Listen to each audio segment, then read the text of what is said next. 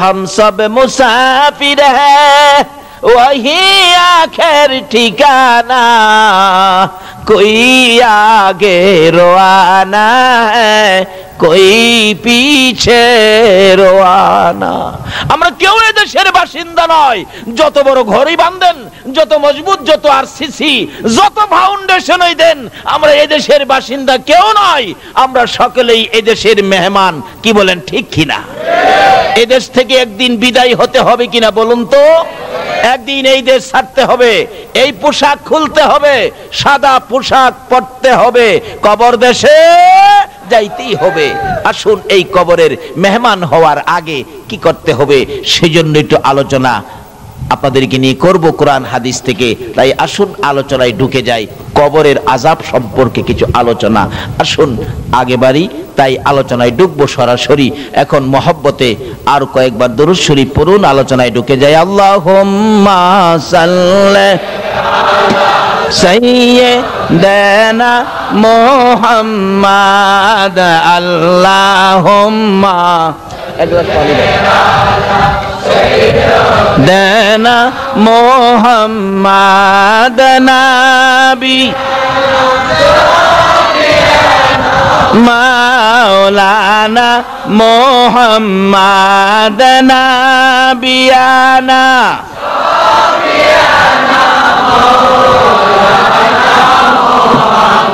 দিবানিশি মনের আমার আর দিও না যন্ত্রণা, দিবা মনের আমার আর দি যন্ত্রণা, হায়রে দনে যদি হইতাম দনি, যাইতাম সোনার মদিনা, হায়রে দনে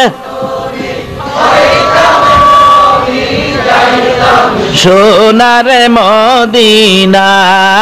আল্লাহুম্মা সাল্লি সাইয়্যিদানা মুহাম্মাদ, আল্লাহুম্মা সাল্লি সাইয়্যিদানা মুহাম্মাদ নবী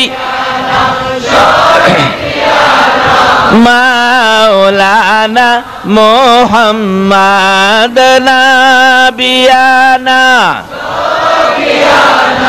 মাওলানা বালাগাল উলা বিকামালিহি কাশাফাদ দুজা বিজামালিহি হাসনাতে জামিউ খিসালিহি সাল্লাল্লাহু।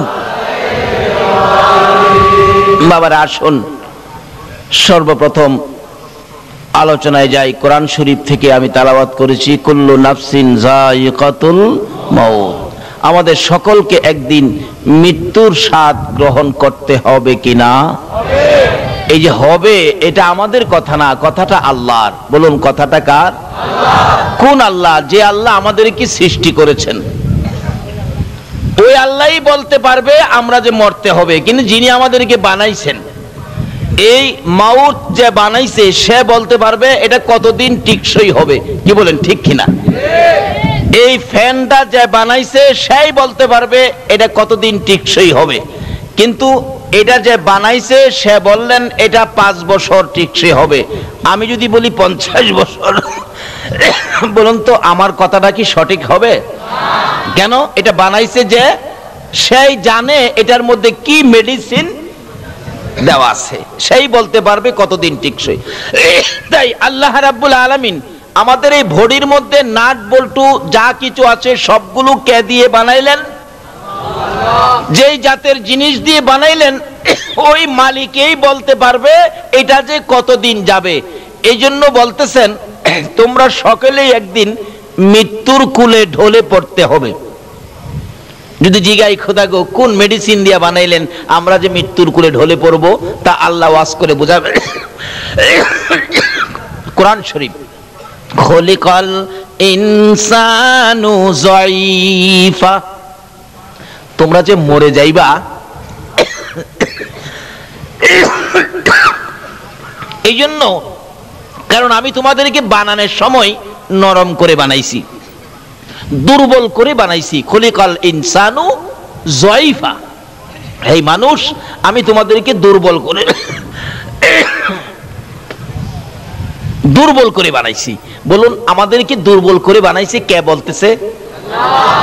এখন যদি জিগায় আল্লাহ আমরা দুর্বল করে কি দিয়া বানাইছেন, আল্লাহ তাও জবাব দিবেন কোরআন শরীফ, ইন্না খলাকনাল ইনসানা মিন নুতফা, একবারে নাপাক দুর্গন্ধযুক্ত পানি দিয়া বান্দা তোরে বানাইছি। তাই তুমি যে মরে যাইবা এটা মাইনা নাও।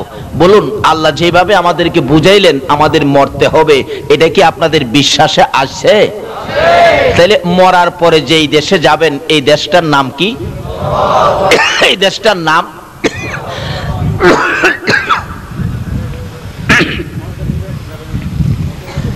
এখন আমাদের দেশের মানুষ কুয়েত যায়, কাতার যায়, সৌদি যায়, লন্ডন যায়, আমেরিকা যায়।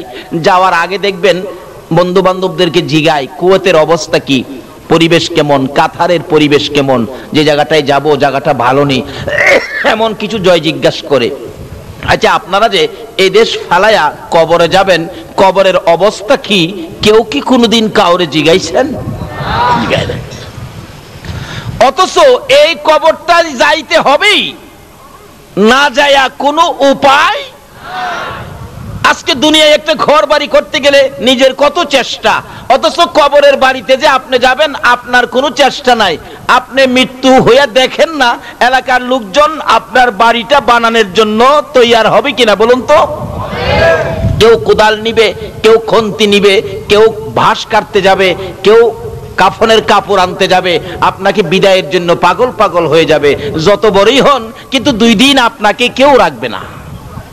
আচ্ছা এই কবরটার ভিতরে যে আপনি যাবেন, কবরের খবর কি কেউ নিছেন?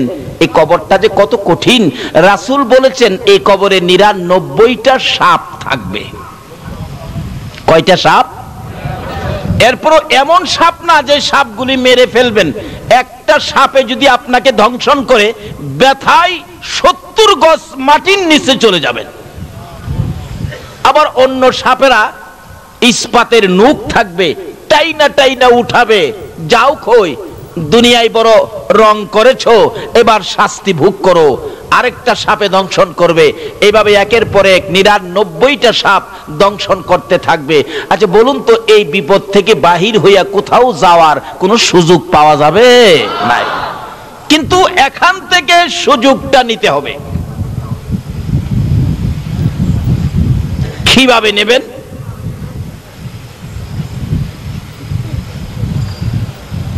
বাবারা এখান থেকে সুযোগ কিভাবে নেবেন এই কবরের চিন্তা আজকে থেকে করুন। মা খাদিজাতুল কুবরা রাদিয়াল্লাহু তাআলা আনহার জীবনী খুলুন। আমার নবীর প্রাণ প্রিয় বিবি, সুখে দুঃখের সঙ্গিনী, যেই খাদিজা জীবন জৈবন ধন সম্পদ সব নবীর কদম মুবারকে ঢেলে দিয়ে নবীর সহধর্মিনী সঙ্গিনী হয়েছিলেন, ওই খাদিজার জীবনী। খাদিজা যেদিন দুনিয়া থেকে বিদায় হয়ে যাবেন কবরের চিন্তা করেছিলেন খাদিজা। একটু চিন্তা করে কবরের অবস্থা দেখে কবরে কেউ নাই, আমাকে কবরে রেখে সবাই চলে যাবে, কি প্রশ্ন হবে, কি জবাব দিব, এই চিন্তায় খাদিজা খুব কাঁদতেছিল। খাদিজা কাঁদতে কাঁদতে চোখের পানি দিয়ে বুক বসতেছে, পাগল পাগল হয়ে গেল। খাতুনে জান্নাত ফাতেমাতুজ জাহরা একেবারে ছোট মেয়ে, মার কান্না দেখে বারবার বলতেছেন মা গো এইভাবেই কেন কান্দো? ও মা তুমি কেন কান্দো বলো? কোনো কথাই বলে না। দৌড়ায় নবীজির সামনে হাজির হয়ে গেলেন। আব্বা হ্যাঁ মা কান্দে, কত কথাই বলি, কোনো কথাই মা জবাব দেয় না। একটু আসেন মাকে জিজ্ঞেস করেন আমার মা কেন কান্দে। মা খাদিজাতুল কুবরা রাদিয়াল্লাহু তাআলার খবর পাইয়া এবার আমার নবী খাদিজার সামনে হাজির হলেন। রে খাদিজা কেন কান্দো, কি ব্যথা কি দুঃখ বলো? হুজুর অন্য কোনো দুঃখ নয়, আমি তো কবরের চিন্তায় আমি কাঁদতেছি। কবরে একা করে কেমনে থাকবো, প্রশ্ন কি হবে, কি জবাব দিব সেই ভয়ে কান্দি। আমার নবী বলেন খাদিজা রে আমি রাসূল তোমার পক্ষে আছি, এত ভয়ের কারণ তোমার নাই। বলুন রাসূল যদি কারো পক্ষে থাকে কোনো ভয় আছে কিনা? ও খাদিজা, আমি রাসূল যে তোমার পক্ষে, তোমার কিসের ভয়? খাদিজা বলে হুজুর দুনিয়ায় আপনি থাকবেন আমার পক্ষে, কবরে তো আপনি যাবেন না। রাসূল বলেন খাদিজা কবরে না গেলেও আমি উপর থেকেও ভিতরের কাজ চালাইতে পারি। আল্লাহু আকবার বলুন। বলুন নবী উপর থেকেও ভিতরের কাজ চালাইতে পারে কিনা? যদি নবীর পরিচয় কবরে যা দেওয়া যায় আর কোনো ভয় আছে? তার বাস্তব। আমি কিছুদিন আগে কেরানীগঞ্জ মাহফিলে গেলাম। কেরানীগঞ্জের এমপি হলেন আমানুল্লাহ আমান এবং মন্ত্রীও। মাহফিল শেষে রাত্র 12টা-1টার পরে বাহির হব। বললাম এত রাত্রে যাব, রাস্তাঘাটে নিয়ে কোনো বিপদ হয়, গাড়ি নিয়ে ব্রেক দেয়, কি করি না করি। যে একজন কমিটির লোক বলে হুজুর একটা পোস্টার নিয়ে যান, পোস্টার, এই পোস্টারটা দেখাবেন। সব শেষ, কারণ পোস্টারের মধ্যে আমানুল্লাহ আমানের নাম আছে, উনিও ছিলেন, তার বাড়ির পাশেই মাহফিলটা ছিল। ঠিকই পোস্টারটা নিয়ে আসলাম, সংসদ ভবনের পিছন দিয়ে গাড়ি ঢুকলো, রাত্র প্রায় 2টা। এমনি দেখি কালো পোশাক হাত বাড়াইছে। কালো পোশাক চিনেন নাই? বাবারে ভালো চিনে। গাড়ি যেমন আপনি আপনিই ব্রেক হয়ে গেছে। কোত্থেকে আসলেন এত রাত্রে? মাহফিলে গেছিলাম। কোথায়? পোস্টারটা খুলে দিলাম। পোস্টার দেখে অফিসার পড়তেছে, প্রধান অতিথি আমানুল্লাহ আমান ডালিকান্দি। ও আমানুল্লাহ আমান সাহেবের বাড়ির কাছে গেছিলেন নাকি? হ্যাঁ উনিও ছিলেন। আমি হ্যাঁ উনিও ছিলেন। আমানুল্লাহ আমান সাহেবের বাড়ি উনিও ছিলেন না? ঠিক আছে ঠিক আছে, যান যান যান যান। একজন এমপি তার নাম থাকাতে রাত্রে বিপদের মধ্যে তার নাম দেখে যান যান যান, তার পরিচয়ের উপরে আমাকে যান যান, আর কোনো জিজ্ঞাসা নাই, আর কোনো কিছুই নাই, যান যান যান। আচ্ছা বলুন তো, আজকে আছে কালকে নাও থাকতে পারে, যার সিলাইকুল কায়নাত, যার জন্য এত কিছু করেছেন, যার প্রেমে আমার আল্লাহ পাগল হয়েছেন, যার উপর আমার আল্লাহ নিজে দুরূদ সালাম প্রেরণ করতেছেন, ওই নবীর পরিচয় কবর দিতে পারলে বলুন কোনো বিপদ থাকবে?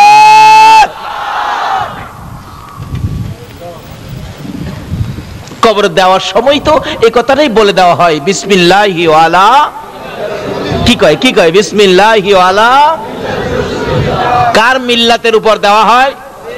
এখন এই নবীকে চিনা দরকার আছে কিনা? এই নবীকে ভালোবাসা দরকার আছে কিনা? আমার আল্লাহ বলেন কেন তোমরা আমার নবীকে ভালোবাসবি না রে? আমার নবী তোমাদের জন্য কত কষ্ট করেছে। উহুদের জমিনে যেদিন আমার নবীকে মারতে মারতে 2টা দান দান মুবারক শহীদ করে দিয়েছিল, আমার নবী মুখের উপর হাতটা লাগাইয়া চোখের পানিগুলো ছেড়ে ছেড়ে কান্দে। দাঁত ভাঙ্গা ব্যথার রক্ত মুবারক, ঠোঁটগুলি বেবে, দাড়িগুলো লাল হয়ে গেছে, জামাটা পর্যন্ত ভিজতেছে। তারপরেও কাফেরে বেঈমানেরা চারদিক ঘেরাও করে ফেলেছে। রাসূল বলেন যেদিকে তাকাই রে শুধু শত্রুর হাতিয়ার, বন্ধু বলে কাউরে দেখি না। ডান দিকে তাকাইলে বাম দিক থেকে মারে, বাম দিকে তাকাইলে ডান দিক থেকে মারে। এইভাবে মারতে মারতে মাথার লোহার টুপিটা টুকরা টুকরা করে জমিনে ফেলে দিল। লম্বা লম্বা 2টা টুকরা গো মাথার 2 পাশে দিয়া ভিতরে ঢুকে গেছে। রাসূল বলেন এমন ভাবে ভিতরে ঢুকেছে, বহু টানাটানি করেছি খুলতে পারি না। মাথার ব্যথায় আমার নবী মাথা চক্কর খাইয়া উহুদের জমিনের মধ্যে পড়ে গেছে। তারপরও নবীকে মারতে ছিল দুনিয়া থেকে বিদায় করে দেওয়ার জন্য। এমন সময় হযরতে জিবরাইল এইভাবে 2টা হাত বাড়াইয়া আমার নবীরে কুলে উঠাইয়া টান দিয়া সরাইয়া নিয়ে আসছে। উহুদ পাহাড়ের মাঝামাঝি, নিচ থেকে দেখা যায় না এমন একটা জায়গায়, নিজের চোখে দেখে আসছি, আল্লাহ দেখাইছে, নিচ থেকে দেখা যায় না এমন একটা জায়গায় আমার নবীকে জিবরাইল কোলে লইয়া ওই জায়গাটায় নিয়ে গেছে। জিবরাইল বলেন নবীকে কোলে রাইখাই আমি ডাকতেছিলাম, এরে উহুদের পাথর, ও উহুদের পাহাড় দেখ, যেই নবী না হইলে কিছুই হতো না, তোরাও হতে না, আমিও হতাম না। এই নবীকে মারতে মারতে বেহুশ করেছে, একটু বিছানার ব্যবস্থা করে দে, আল্লাহর বন্ধুকে শোয়াইয়া রাখি। জিবরাইল বলেন এই বলে ডাক দেওয়ার যাওয়ার সঙ্গে সঙ্গে দেখি লম্বা একটা পাথর ফাইটা তোলার মতো নরম বিছানা হইয়া যায়। আজকে পাথর হইয়া আমার নবীরে চিনে রে, উম্মত হইয়া নবী চিনলাম না। জিবরাইল বলেন আশ্চর্য হয়ে গেলাম, পাথর এত সুন্দর বিছানা কিভাবে হলো? এবারে জিবরাইল ওই বিছানার মধ্যে আমার নবীকে শুয়াইয়া দিলেন। এখনো নবীর জ্ঞান ফিরতেছে না। দয়ার নবী মায়ার নবীর দিকে তাকাইয়া জিবরাইল ডাকতেছে, ইয়া রাসূলুল্লাহ, জ্ঞান বুঝি এখনো ফিরে নাই, ব্যথা বুঝি বেশি? একটু পরে নবীজির চোখ দুইটা খুলছে, চোখের পানি জর্জর করে ছেড়ে দিছে। জিবরাইলের দিকে তাকাইয়া জিবরাইল বলেন, ইয়া রাসূলুল্লাহ, জানতে চাই গো আল্লাহর বন্ধু, দান দুইটা শহীদ হয়ে গেছে, দাঁত ভাঙ্গা ব্যথা কেমন লাগে গো? বলুন না, আমি জিবরাইলের কাছে বলুন না। আমার নবী জিবরাইলের দিকে তাকাইয়া কান্দে। আমার নবীর দিকে তাকাইয়া জিবরাইল বলেন, হুজুর মাথা ভাঙ্গা গো, এই মাথা ভাঙ্গার ব্যথা কেমন লাগে? আমি জিবরাইলের কাছে বলুন না। আমার নবী জিবরাইলের দিকে তাকাইয়া দুইটা চোখের পানি জর্জর করে ছেড়ে ছেড়ে কান্দে। রে জিবরাইল, আমার দাঁত ভাঙ্গা মাথা ভাঙ্গায় তোর বুঝি মায়া হয়েছে রে জিবরাইল? দাঁত ভাঙ্গা ব্যথা কেমন জিগাইলি, মাথা ভাঙ্গা ব্যথা কেমন জিগাইলে? রে জিবরাইল, দাঁত ভাঙ্গা ব্যথা কেমন লাগে জিগাইলি, মাথা ভাঙ্গা ব্যথা কেমন লাগে জিগাইলি, আমার গুনাহগার উম্মতের ব্যথা কেমন লাগে জিগাইলি না? দয়ার নবী মায়ার নবী বলেন, জিবরাইল রে শুনো, দাঁত ভাঙ্গা ব্যথা মাথা ভাঙ্গা ব্যথার চাইতে রে আমার গুনাহগার উম্মতের ব্যথা বেশি। আর এই উম্মতের কান্ডার নবী রহমতের ভান্ডার, বলুন উম্মতের কান্ডার নবী। নবী বিনে রোজ হাসরে কে করিবে পার, নবী বিনে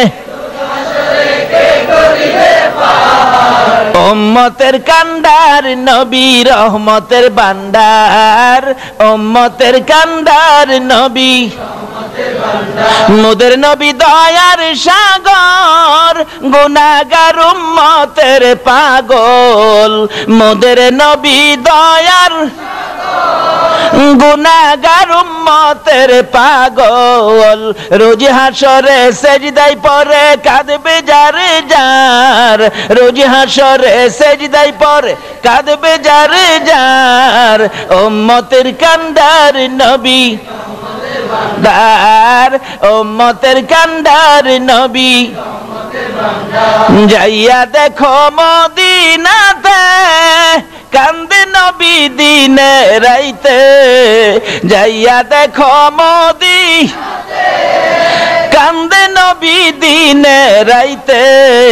মাফ করিয়ে দাও গো খোদা উম্মত গুনাহগার, মাফ করিয়ে দাও গো খোদা উম্মত গুনাহগার। উম্মতের কান্ডার নবী রহমতের ভান্ডার, উম্মতের কান্ডার নবী বিনে রোজ হাসরে কে করিবে পার, নবী বিনে রোজ হাসরে পার। উম্মতের কান্ডার নবী রহমতের ভান্ডার, উম্মতের কান্ডার নবী। আমার আল্লাহ বলেন, আরে দুনিয়ার মানুষ, এই নবীরে কেমনে বুইলা যাবি রে? যেই নবী নিজের ব্যথা গোপন করে রে উম্মতের ব্যথা প্রকাশ করে। আল্লাহু আকবার। এই নবীকে ভুলে যাওয়া আমাদের জন্য ঠিক হবে কিনা বলুন? এই নবীকে ভালোবাসা, এই নবীকে মায়া করা আমাদের দরকার আছে কিনা বলুন? কবরে গেলে এই নবীর দরকার আছে কিনা বলুন? এই নবীর পরিচয় ব্যতীত কবরে আর কারো পরিচয় মাপ পাওয়া যাবে কিনা বলুন? শুধু নবীর পরিচয় দিতে পারলেই বাস লাভবান হয়ে যাবেন। বিসমিল্লাহি ওয়া আলা মিল্লাতি রাসূলিল্লাহ, এই নবীর নামের উপরেই দেওয়া হয়। আর যদি পরিচয় দিতে পারেন, হ্যাঁ আমরা তো সেই নবীর উম্মত, তাহলে ফেরেশতারা বলবেন ঘুমান, আপনারা জান্নাতের বিছানার মধ্যে ঘুমান। মা খাদিজা বলেন, ইয়া রাসূলুল্লাহ, আমি তো কবরের চিন্তায় আমি কাঁদতেছি। কিসের চিন্তায়? কোন কবর? আল্লাহু আকবার। কি যে কবরের অবস্থা, খবর তো নিলেন না। বিদেশ যাবেন কত খবর নিলেন, কবরে যে যাবেন এই খবর তো নিলেন না। আমাদের পার্শ্ববর্তী রাষ্ট্র মুসলমান রাষ্ট্র পাকিস্তান, পীরদুহা কবরস্থানে, সবচেয়ে বড় কবরস্থান পীরদুহা কবরস্থান। একটা যুবক ছেলে মারা গেলে কবর করে লাশটাকে জানাজা দিয়ে কবরে নিয়ে গেলেন, যায়া দেখে কবরটা বন্ধ হয়ে গেছে। ইমাম সাহেব ছিলেন আল্লাহর ওলি মানুষ, আল্লাহর ওলি ইমাম সাহেব বলতেছেন, বাবারে তোমরা কি কবর করো নাই? হুজুর কবর তো করেছি, কিন্তু কই, কিন্তু কবরের মাটি বন্ধ হয়ে গিয়ে বুঝাইতেছে তোর মতো পাপীকে রাখবো না, কবর বন্ধ। বলুন এই কবরে আমাদের প্রত্যেকের যাইতে হবে কিনা? ইমাম সাহেব বলেন আরেকটা কবর করো, আরেকটা কবর করা হলো, হাজার হাজার মানুষের সামনে কবরটা বন্ধ হয়ে গেছে, বুঝাইতেছে তোর মতো পাপীকে রাখবো না। ইমাম সাহেব বলেন আরেকটা করো, 3টা পর্যন্ত দেখি। 3টা কবর করা হলে কবরটা আর বন্ধ হলো না। 91 সনের ঘটনাটা, বেশি দিন আগের নয়। 3 নাম্বার কবর বন্ধ হলো না। আল্লাহর ওলি বলেন 2 জন লোক কবরে নামো, 2 জন যুবক কবরে নামছে, লাশটা দাও, লাশটা নিয়ে আসো, দাও তাদের কাছে। লাশটা নিয়ে আসার আগে আগে কবর থেকে 2টা লোক বলতেছে, হুজুর লাশটা কবরে দিয়েন না, দিবার আগে আপনি একটু দেখেন কবরের অবস্থা কি। আল্লাহর ওলি বলেন দৌড় দিয়ে কবরের পারে যাইলাম, যাইয়া দেখি কবরের ভিতরে 2-2.5 হাত লম্বা লম্বা, এই মোটা মানুষের চোখের মতো বড় বড় চোখ, কালো রঙের বিচ্ছু, কবরটা ভরে গেছে। বলুন এই কবরে আমাদের প্রত্যেকের যাইতে হবে কিনা? এবং এই কবরে অনেকের আত্মীয় স্বজন, দাদা দাদি, মা বাবা ঘুমিয়ে আছে কিনা? নিজে তো কবরের খবর নিলেনই না, এমনকি মা বাবা যে কবরে, এই খবরও তো নিলেন না। কি পায়া এই সমস্ত জায়গাগুলি ভুলে গেলেন?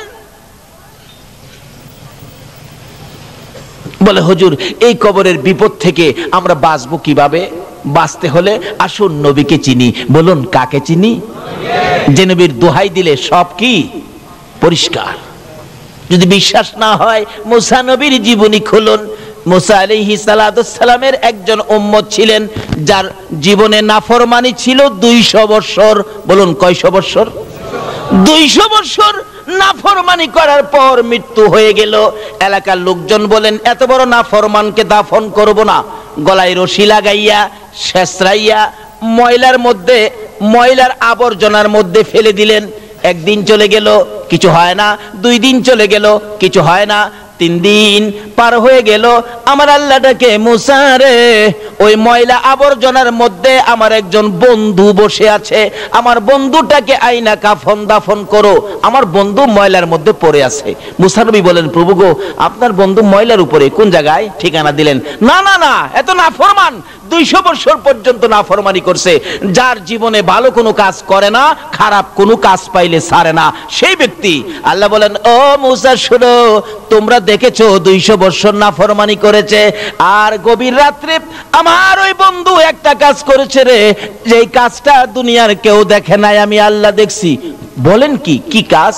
আরে মুসা, তোমাকে যে তাওরাত কিতাব দিয়েছি, দিয়েছো, ওই কিতাবটা রাত্রে যখন ঘুমের ঘরে ঘুমাইতে যায়, ওই নাফরমান যুবকটা ঘুমাইবার আগে, বিছানায় শুইবার আগে রে, তাওরাত কিতাবটা টান দিয়ে নামাইয়া পৃষ্ঠা পৃষ্ঠা করে উল্টাই, একটা একটা পৃষ্ঠা চেক করে যত জায়গায় আমার হাবিবের নাম পাইছে রে মুসা, আমি দেখেছি শ্রদ্ধা ভরে ভালোবাসার সহিত আমার বন্ধুর নামের মধ্যে চুমা খাইছে রে মুসা। আরে মুসা, যার প্রেমে আমি আল্লাহ এত কিছু করেছি, তুমি মুসার নবুয়তি আমি আল্লাহ দিয়েছি, আমার ওই হাবিবের নামে, বন্ধুর নামে প্রত্যেকটা রাত্রে সবগুলি নাম তালাশ করে করে চুমা খাইছে। জীবনে কোনোদিন আমার বন্ধুর নামে চুমা না খাইয়া যুবকটা ঘুমায় নাই। তাই আমি আল্লাহ তারা 200 বছরের নাফরমানি একদিকে নিয়েছি, আর আমার বন্ধুর নামের চুমাটুকু আরেক দিকে নিয়েছি। আমি আল্লাহ চেয়ে দেখি রে, নাফরমানির চাইতে আমার বন্ধুর নামের চুমা দিয়ে আমি আল্লাহর কাছে বড় ভালো লাগে রে মুসা। আমার বন্ধুর নামের চুমার খাতিরে আমি তার 200 বছরের নাফরমানি ক্ষমা করে দিয়েছি। যে নবীর নামের ভালোবাসার চুমাই মুসা নবীর উম্মত 200 বছরের নাফরমানি করে আমার নবীর নামে চুমা দিয়ে ক্ষমা পেয়ে যায়, এই নবীর ভালোবাসায় কিছু করলে বলুন আমরা ক্ষমা পাইব কিনা? বাবারা আসুন সেই জায়গাটা চিনি। তাই বলতেছিলাম আল্লাহর ওলি বলেন কবরের মধ্যে বড় বড় বিচ্ছু, পাকিস্তানের ঘটনা 91 সনে। বলতেছেন বাবা যুবক, ও বাবা যুবক, পাগলামি করো না, এই যে দেখো কবরের অবস্থা, এই কবরেই তাকে দিতে হবে। লাশটা কবরে নামায়া দিলে বিচ্ছুগুলো কাফনের কাপড়ের উপর দিয়েই কামড়ে এমন জোরে কামড় দেয়, হাড্ডিগুলো টাইনা টাইনা খুলতেছে, কিন্তু কেউ কিছু করার সুযোগ নাই। আল্লাহর ওলি বলেন তাড়াতাড়ি করে তোমরা মাটি দিয়ে দাও। বাবারে, যেই কবরে বিচ্ছু হাড্ডি খুলবে এই কবরে আমাদের প্রত্যেকের যাইতে হবে কিনা বলুন তো? মা খাদিজা বলেন ইয়া রাসূলুল্লাহ, এই কবরে যেতে আমার ভয় করে। নবীর আদরের বিবি হইয়া, সকল মুমিনের মা হইয়া রে কবরে যাইতে ভয় করে রে। আমরা তো জীবনে কোনোদিন কবরের চিন্তা করলাম না। মা খাদিজা বল হুজুর আমি কবরের চিন্তায় কান্দি, কবরে কিভাবে মুনকির নকিরের সওয়ালের জবাব দিব, কবরে কিভাবে একা থাকবো, কবরে কেমনে এই ভয়ে আমি কাঁদতেছি। রাসূল বলেন খাদিজা কাঁদো না, আমি রাসূল তোমার পক্ষে আছি। খাদিজা বলেন ইয়া রাসূলুল্লাহ, খালি পক্ষে থাকলে হবে না, আমার সাথে 3টা কথা ওয়াদা দেন, তাহলে আমি কান্দা থামাবো। কি কথা?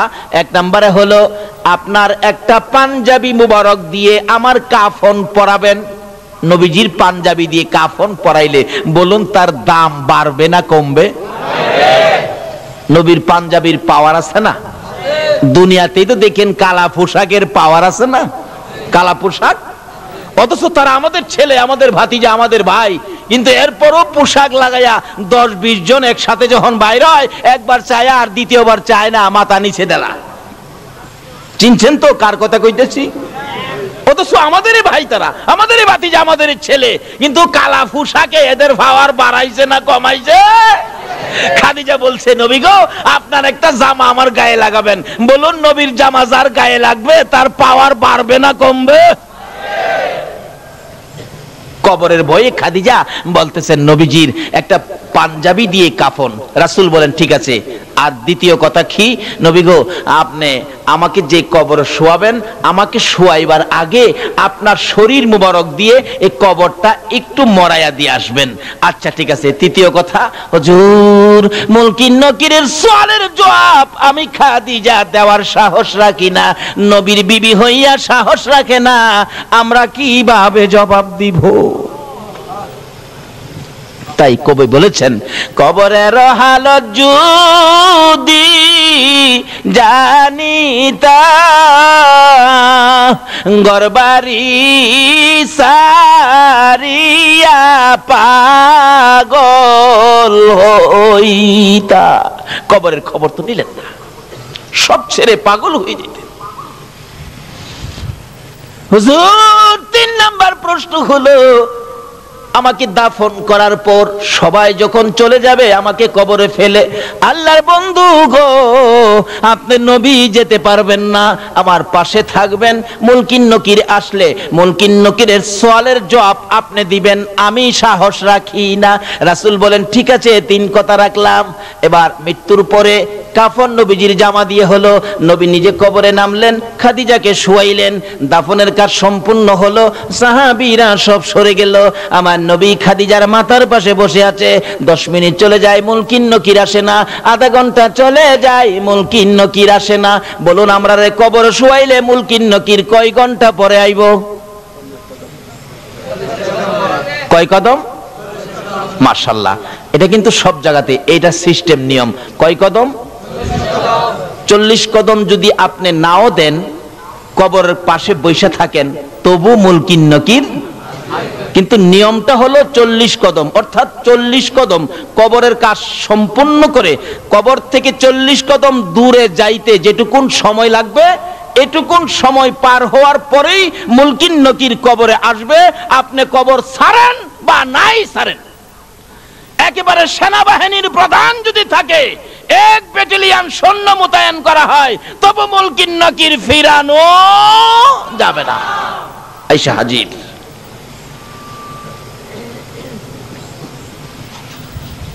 হাজির হয়ে গেছে। 40 কদম দূরে যাওয়ার সময়টুকুন থাক পার হবে, এরপরে কবরে মুনকির নকির আসবে। কিন্তু আধা ঘন্টা পার হয়ে গেল, রাসূল তো বসা, আসতেছে না। ব্যাপারটা কি? রাসূল তো ভাবতেছেন কি ব্যাপার, এখনো আসতেছে না। আমার আল্লাহ কয়, জিবরাইল রে, যা রে যা, আমার বন্ধুর কাছে যা, খবর দিয়া সবাই হাজির হয়ে গেলেন। ইয়া রাসূলুল্লাহ, আল্লাহর সালাম গ্রহণ করুন। আমি জিবরাইলের সালাম গ্রহণ করুন। কি খবর রে জিবরাইল, মুনকির নকির কোথায়? হুজুর, মুনকির নকির আসবে না গো, খাদিজার খবরে মুনকির নকির আসবে না। আরে জিবরাইল, কেন আসবে না? সিস্টেম হলো, বিধান হলো, মুনকির নকির সকলের কবরে আসবে, খাদিজার কবরে কেন আসবে না?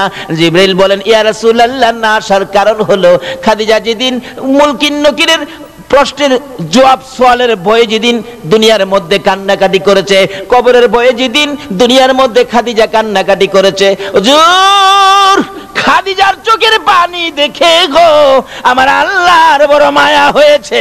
আমার আল্লাহ বলেছে, রে জিবরাইল, আমার বন্ধুর কাছে যা রে, খবর পৌঁছে দিয়ায়, খাদিজার মুনকির নকিরের প্রশ্নের জবাব আমার বন্ধুর দিতে হবে না, আমার বন্ধুর দিতে হবে না, কষ্ট করতে হবে না। খাদিজা যেদিন কবরের ভয়ে চোখের পানি ছেড়ে ছেড়ে কাঁদছিল, খাদিজার চোখের পানি দেখে রে আমি আল্লাহর বড় মায়া হয়েছে রে মুনকির নকিরের সওয়ালের জবাব দেওয়ার জন্য। আর আমার বন্ধুর কষ্ট করতে হবে না, আমার বন্ধুর কানে খবর দে, খাদিজার কবরের মুনকির নকিরের সওয়ালের জবাব আমি আল্লাহ নিজেই আদায় করে দিয়েছি। কখন দিয়েছে? যখন এই বয়ে কাঁদছিল। বলুন, কবরের বয়ে কাঁদছেন এমন কেউ বলতে পারবেন? পারবেন না। তাই কবি বলেছেন, কবরেরও হালত যদি জানিতা, ঘর বাড়ি সারিয়া পাগল হয়ে যাইতা। সেই কবরের খবর নিলাম না।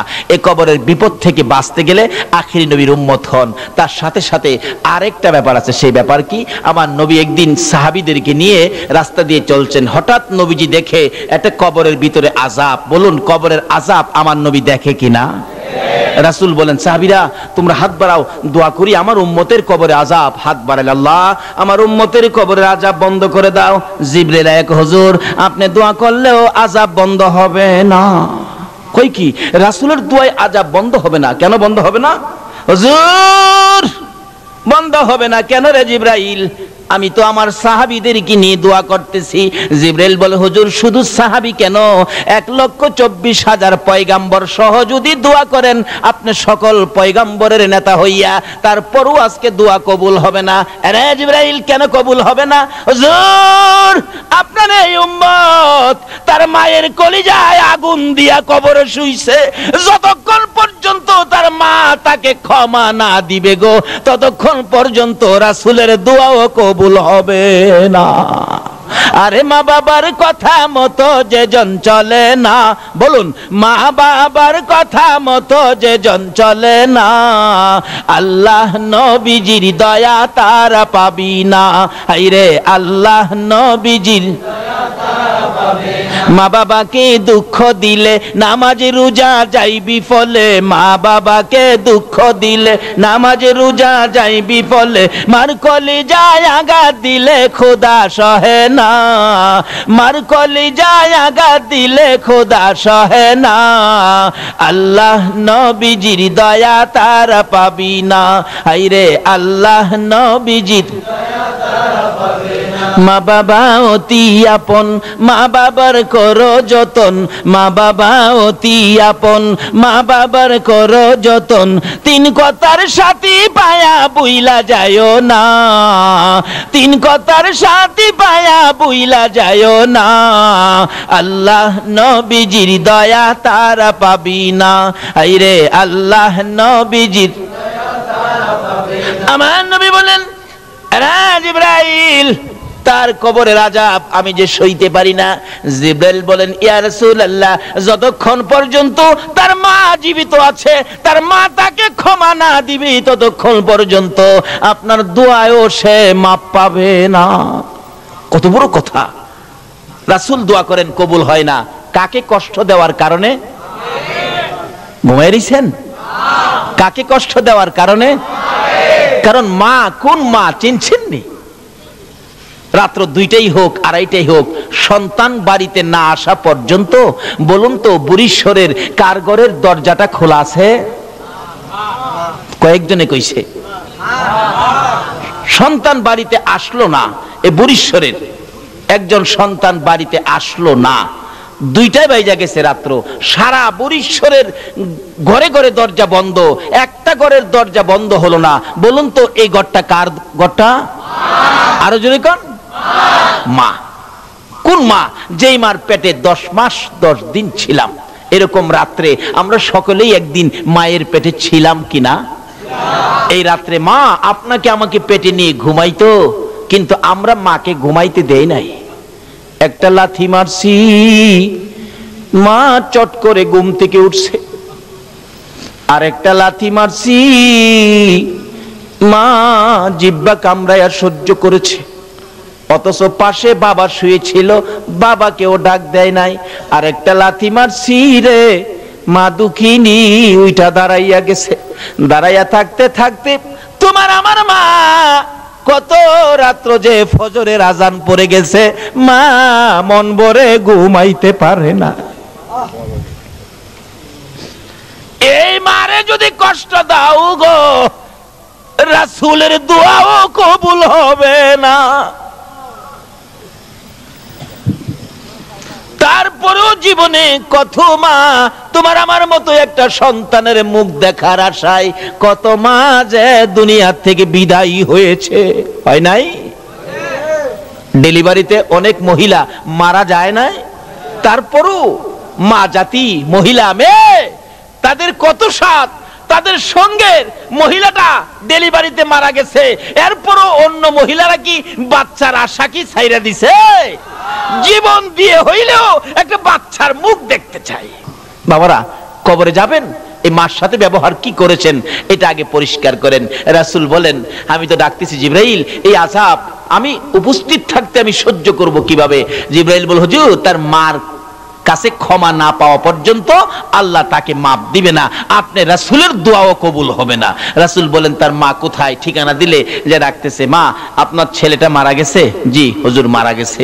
আপনার ছেলের কবরে তো আযাব চলছে। মা বলেন, হুজুর আযাব হইতাছে? আল্লাহ আরো আযাব দেখ। হ্যাঁ আমারে পুইরা নাইছে।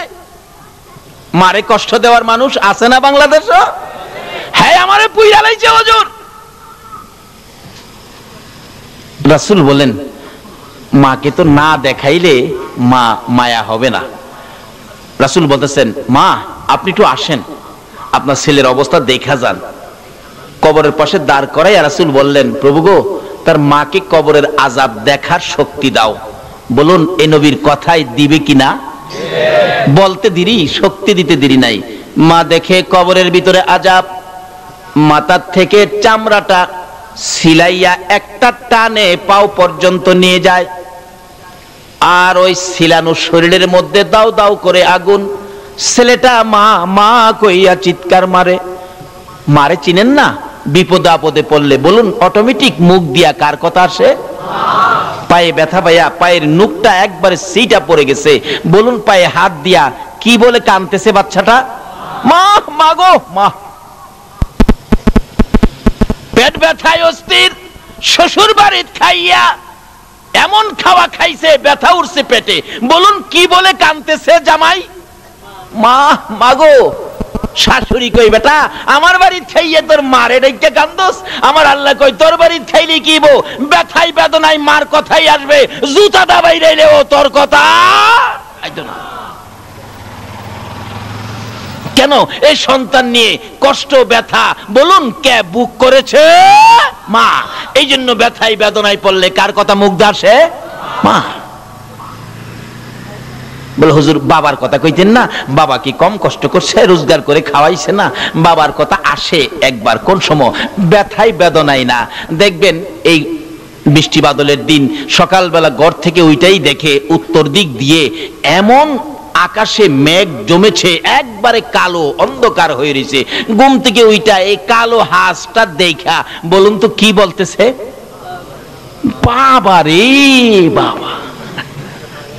দিনের হাঁস দেখলে বাবার কথাই যে, কিন্তু ব্যথাই বেদনায় বাবার কথা বলুন কার কথাই? মা।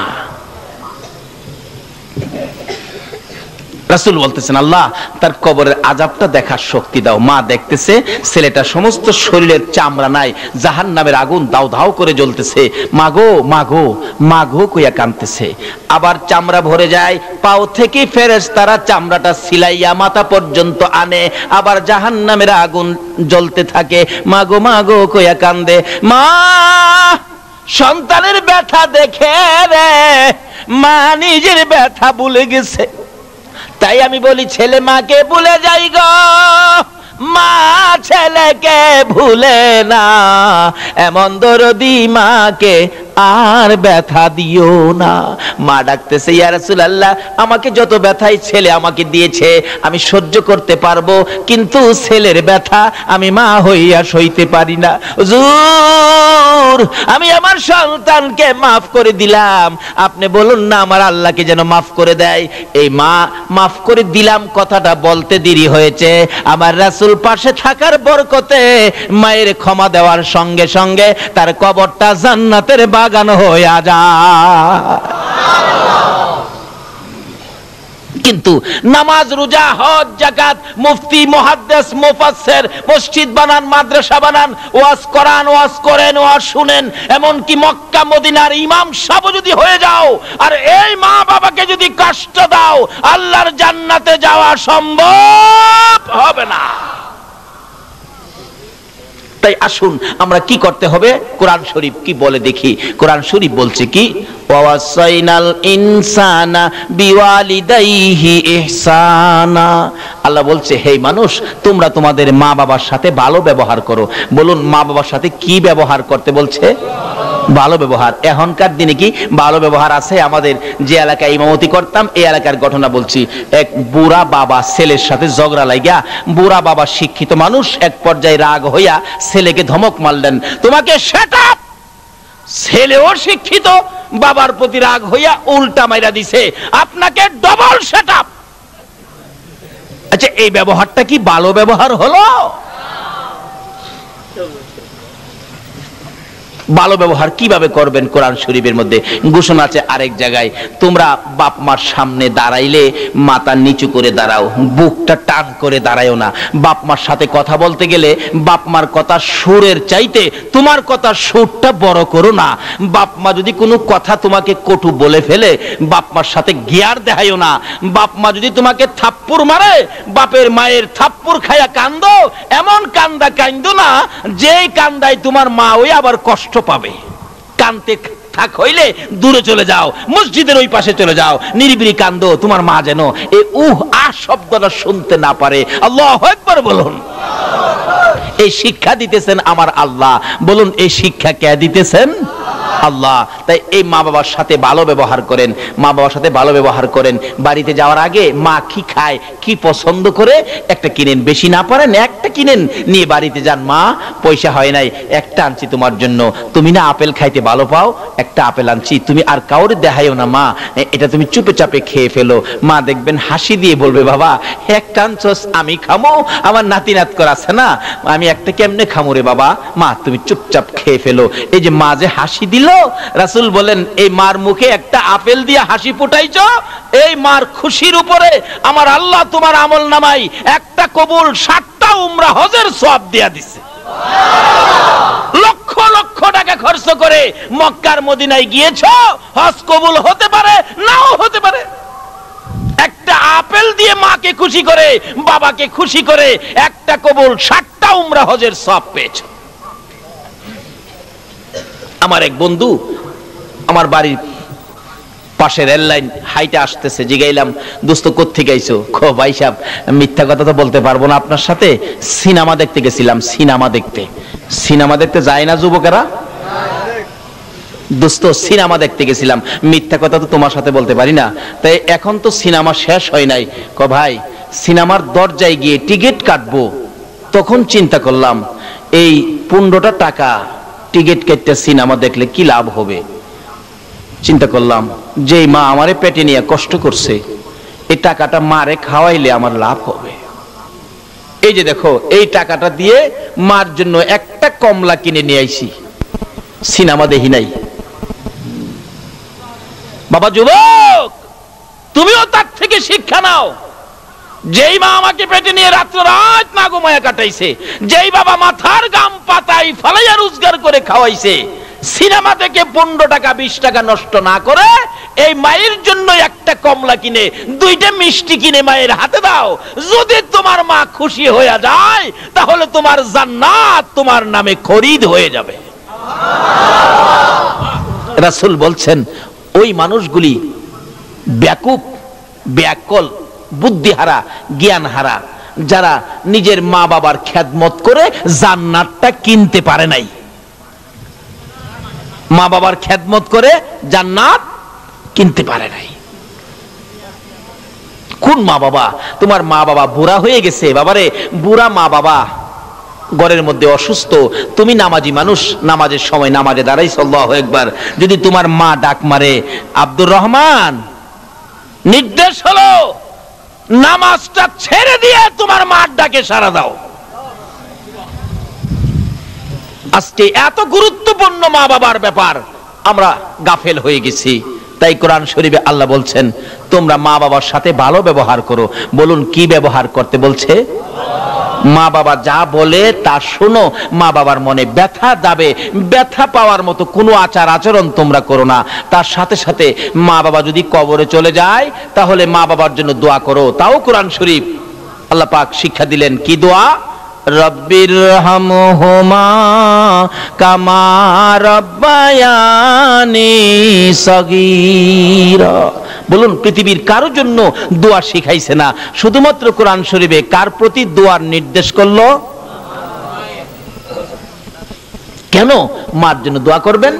ইব্রাহিম নবী যখন ছোট ছিলেন, ইব্রাহিম নবী তার মাকে প্রশ্ন করেন, মা মা আমার রব কে?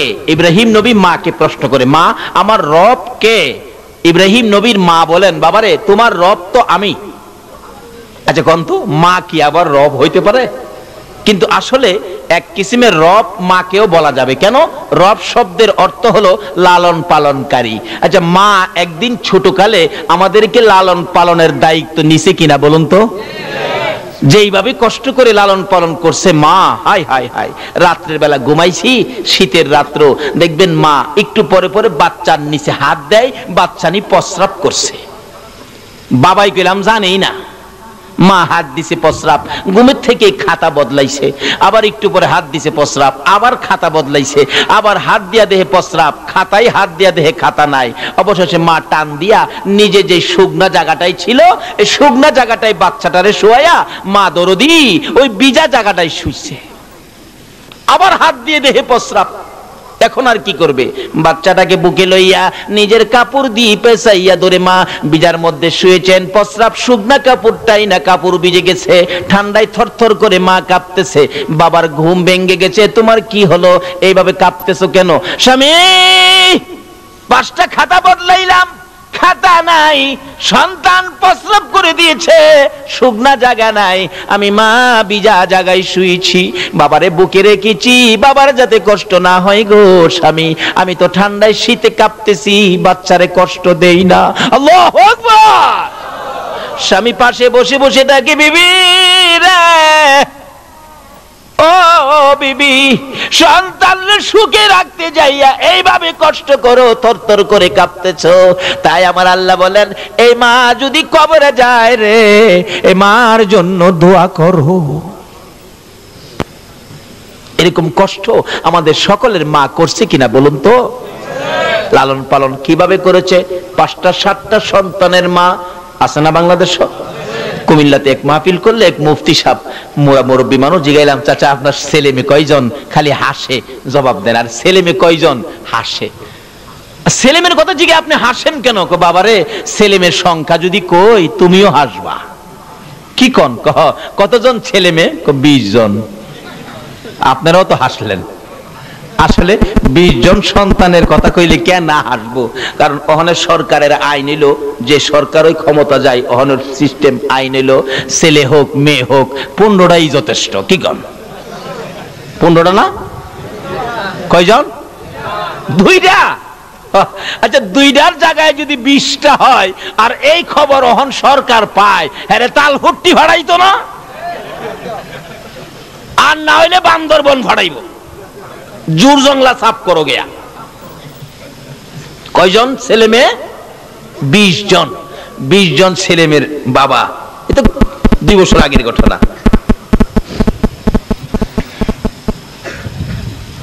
20 জন বাদ দিলাম, 7-8 জন তো প্রায়ই পাওয়া যায়। 7-8 জন বাচ্চা যে মার, এই মা লালন পালন করতে কষ্ট হইতেছে কিনা বলুন তো? দেখবেন মা গরু আছে, গরু ঘরে নিলেন, ছাগল আছে, ছাগল ঘরে বানলেন, মুরুগ থামাইলেন, রান্না বাড়া শেষ করলেন, সবাইকে কাজ শেষ করে সন্ধ্যার সময় বাচ্চা কাচ্চাকে খাওয়াইলেন, স্বামীকে খাওয়াইলেন, শ্বশুর শাশুড়ি খাওয়াইলেন। এইভাবে সব কাজ শেষ করে তোমার আমার মা ঘুমাইতে যাইবো, রাত্র বাইরে গেছে 11টা। খালি 11টায় শুইছে, ল্যাপটা একটু গায়ে দিয়া, ল্যাপটা একটু গরম হয়েছে শীতের রাত্র। এমন সময় 7 জনের মাঝখানে যাই ছিল বাচ্চাটা, হ্যাঁ খাইছিল না, ঘুমেতে ওইটা দেখবেন শুরু করছে পেন্ডের পেন্ডেন। মা কয় কি হয়েছে তোর? কোনো কথা কয় না, খালি আছে না বাচ্চা এরকম করে না? আধা ঘন্টা পর্যন্ত কাঁদছে, কোনো কথা কয় না। আরে কেন কাঁদতাছস আধা ঘন্টা পর্যন্ত? কয় আমি যে ভাত খাইছি না, তুমি জানো না? মা কয় এটা কি আধা ঘন্টা কাইন্দা কোন লাগে? আগেই তো তুই কইতারস। এরকম একটা বিরক্ত মারে আমরা করছি কিনা কন্ত? বাবাই কয় হেয়ার পেন পেনি আর সহ্য হয় না, গলার চিপটা মাইরা বাইরে ফেলাই দে। আচ্ছা কোন মা কি মাইরা ফেলাই দিছিন? মা কয় তুমি ঘুমাও। এই সম্পূর্ণ বিরক্তি বলুন কে সহ্য করেছে? মা। এই মারে কষ্ট দিয়া বেহেশত যাইতেন নামাজ পড়া, যায়েন বেহেশত গারো ধইরা বের করে দিব।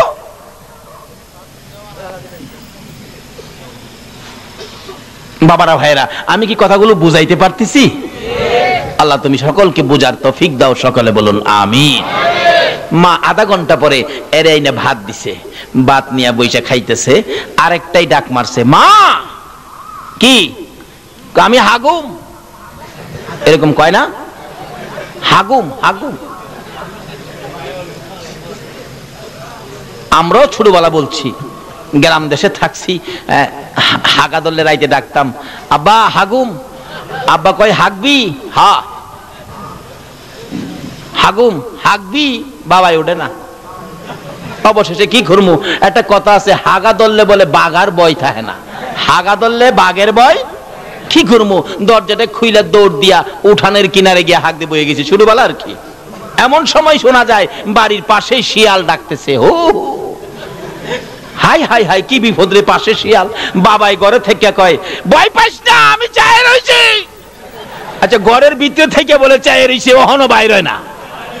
একটু পরে দেখি আরেকজন দৌড় দিয়া বাহির হইয়া একবারে মাথার পাশে খাড়িয়ে রইছে। বলুন তো উনি কে? আরো জোরে বলুন কে? এই মার পায়ের তলে জান্নাত, রাসূল কইছে। মা গিয়া কইতেছে, তুমি ঘরে থেকে কও ছাইরিছো, শিয়াল কাছে আমার বাবার কাছে, ঘরে থেকে কও ছাইরিছো। বাবা আইতে রাজি না। মা কইলাম সামনে। কি বলেন ঠিক কি না? আরেক বেচারা কইতেছে, বাবা আমি হাগুম। বাবা কয় হাগবি? কহ। বাবা আমি হাগুম। কয় হাগবি? কহ। বাবা আমি হাগুম। কয় হাগবি? কহ। হাগুম কুম্বালা হাইগা দিছি ওই। বাবাই খালি কয় হাগুম উঠবি উঠ, বাবাই তোর উঠে না। এরপরে কয় হাগুম কুম্বালা হাইগা দিছি ওই। অহন ভালো হইছে না? মা হাগুম হাগবি, এটারে বাদ দিয়া এটারে লইয়া উঠানের কিনারে। আধা ঘন্টা পর্যন্ত শীতের রাত্র, হ্যাঁ হাক দেবইয়া গান গা, টুন টুন টুন টুন। মাইজি গাই খিরে গান গাছ হাগা হইছে? কয় হইলে তো আমি কমু, তোমার কোন লাগবো? 1 ঘন্টা গেছে, কয় মা কোন রকম হইছে। মা সুচু করাইছে, পানি পরিষ্কার করাইছে, এবার পায়খানা পরিষ্কার করে ধুইয়া মুইসা কুলে নিয়া বিছানায় শুয়া মা খালি খালি শুইছে। এমনি আরেকটাই চিৎকার মারছে, মা আমি তো প্রস্রাব কইরা দিছি। এরকম হয়েছে কিনা শুরুর সময়? বলুন এই বিরক্তিগুলি কে সহ্য করেছে? এই সম্পূর্ণ কাজ কে করেছে? তাই এই মার খেদমত করুন, মা বাবা কবরে থাকলে দোয়া করুন। কেন? এই মা বাবার পায়ের নিচে হবে আমাদের জান্নাত।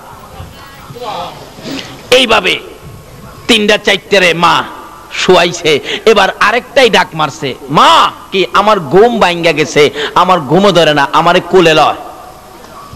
লইছে কুলো, বাইরে যা, ঘরের বাইরে যাইতো। বাইরে গেছে, মা ডাকতেছে, বাবারে আমার শীত করে, চাদরটা নিয়ে আসি। কয় না, চাদর আনতে পারবি না, এই শীতের মধ্যে। মা দেখলেন সন্ধ্যার থেকে নিয়ে এই বাচ্চাকে লালন পালন করতে যায়া এইভাবে বাচ্চা কোলে নিয়ে ঘুম পাড়াইতে গেলে ঘুমও তো আর আসে না। হঠাৎ শোনা যায় মসজিদে আজান পড়ে গেছে, আসসালাতু খায়রুম মিনান নাও। মা এইভাবে বাচ্চাদের লালন পালনের দায়িত্ব নিয়ে গো কত রাত্র মা না ঘুমাইয়া কাটাইছে।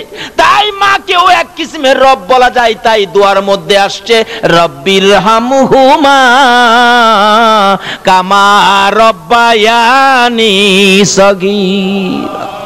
এক কিসিমের রব মাকেও বলা যাবে। আজকে সেই মার সাথে যদি বেঈমানি করো, আমার নবীর শাফায়াত নসিব হবে না, আমার আল্লাহর মায়া দয়া তুমি পাইবা না। মার সাথে ভালো ব্যবহার, মা কবর থাকলে দোয়া। আর মা যদি দুনিয়ায় থাকে, মাকে খুশি করো। রাসূল বলছেন, যার বাবা জীবিত তার বেহেশতের একটা দরজা খোলা আছে, যার মাও জীবিত তার বেহেশতের দুইটা দরজা খোলা আছে। আল্লাহু আকবার বলুন। এক ছেলে স্বপ্নে দেখে আল্লাহর আরশের খুঁটির মধ্যে চুমা দিতেছে। ছেলে দৌড়ায় সকালবেলা ইমাম সাহেব হুজুরের কাছে গেছে, হুজুর আমি স্বপ্নে দেখেছি আল্লাহর আরশের খুঁটি চুমাইতেছি। ইমাম সাহেব বলেন, বাবা তোমার মা আছে? আছে তো, মার পায়ে গিয়ে চুমা দাও। হুজুর একটা কথা কইলেন, কই আল্লাহর আরশ আর কই মা? আল্লাহর ওলি বলেন, তুমি মাকে কি মনে করছো? আল্লাহর আরশের খুঁটির চাইতে মায়ের পায়ের মর্যাদা কোটি কোটি গুণ বেশি। জোরে জোরে কোন সুবহান। কারণ যেই মায়ের পায়ের নিচে জান্নাত, আরশের খুঁটির নিচে জান্নাত নয়। সুবহানাল্লাহ।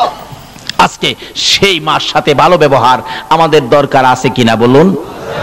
মারও উচিত সন্তানদেরকে ভালো পথে পরিচালনা করা, বাবারও উচিত সন্তানদেরকে ভালো পথে পরিচালনা করা। আজকে যেই সন্তান, যেই মা বাবা এই সন্তানকে পেটে নিয়েছো, যারা আজকের এই সমাজ কল্যাণ যুব সংঘ করে এত বড় মাহফিলের আয়োজন করেছে, এই বৃষ্টি বাদলের মধ্যে এমন সন্তান জন্ম দেওয়া, এই পথে সন্তানদেরকে পরিচালনা করা, এটাও মা বাবার দায়িত্ব। আজকে যেই মা বাবার সন্তান মাহফিলের আয়োজন করেছে, আর যেই মা বাবা এই সন্তানের মা বাবা হয়েছেন, উভয় জীবন ধন্য। যদি এর মধ্য থেকে কেউ কবরে থাকে, আজকের মাহফিলের উসিলায় তাদের কবরগুলোকে জান্নাতের বাগান বানিয়ে দেওয়া হয়েছে। যেইভাবে মাহফিলটা সাজানো হয়েছে, তাদের কবরগুলোকে এইভাবে আজকে সাজানো হয়েছে। ফেরেশতারা বলেন, প্রভু গো এই কবরগুলো সাজানো হলো কেন? এই কবরের এই অবস্থা কেন?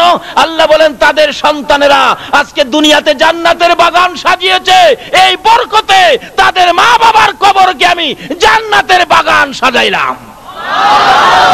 কাজী এমন সন্তানের মা হও, বাবা হও, যারা এরকম মাহফিলের আয়োজন করবে, ভালো কাজ করবে, সত্য পথে থাকবে, মসজিদে যাবে, নবীকে ভালোবাসবে, ওলিদের পক্ষে থাকবে, ওই সমস্ত সন্তান মা বাবা হতে পারলে জীবন ধন্য হবে, কবরে গিয়েও শান্তি পাবেন। তাই আসুন, যে সন্তানেরা মাহফিলের আয়োজন করেছেন, আল্লাহ যেন তাদেরকে প্রত্যেক বছর এই মাহফিল এভাবে করার তৌফিক দেন,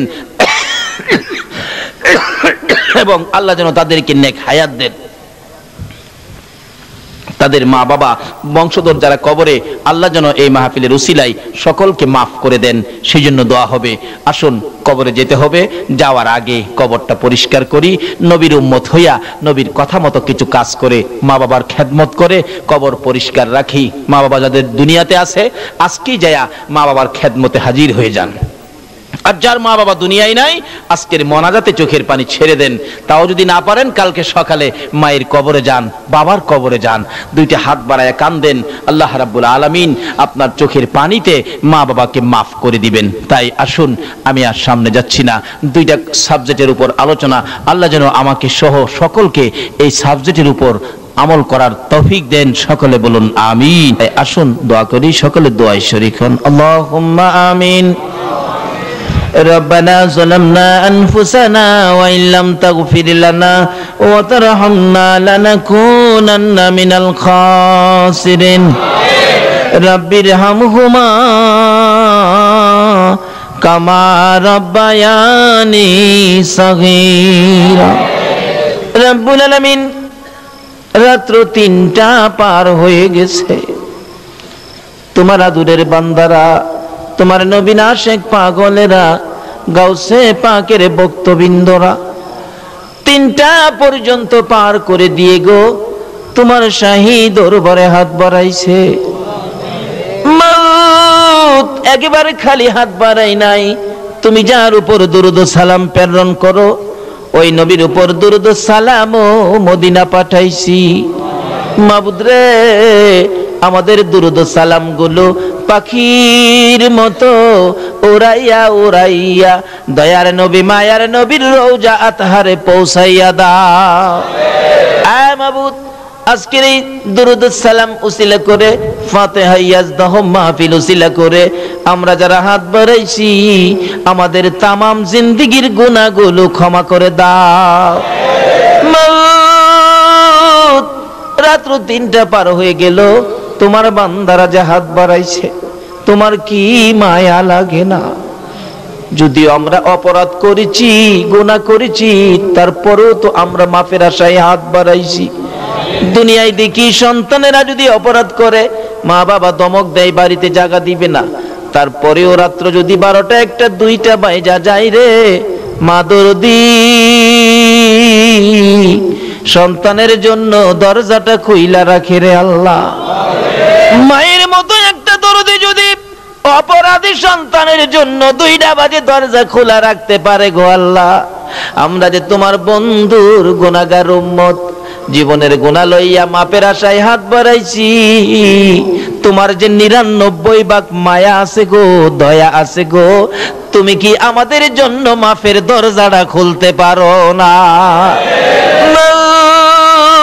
ফিরাইও না, ঘুরাইও না, কার জীবনে কত গুনাহ হিসাব জিগাইও না, কে নেককার কে গুনাহগার কাউরে কিছু কইও না।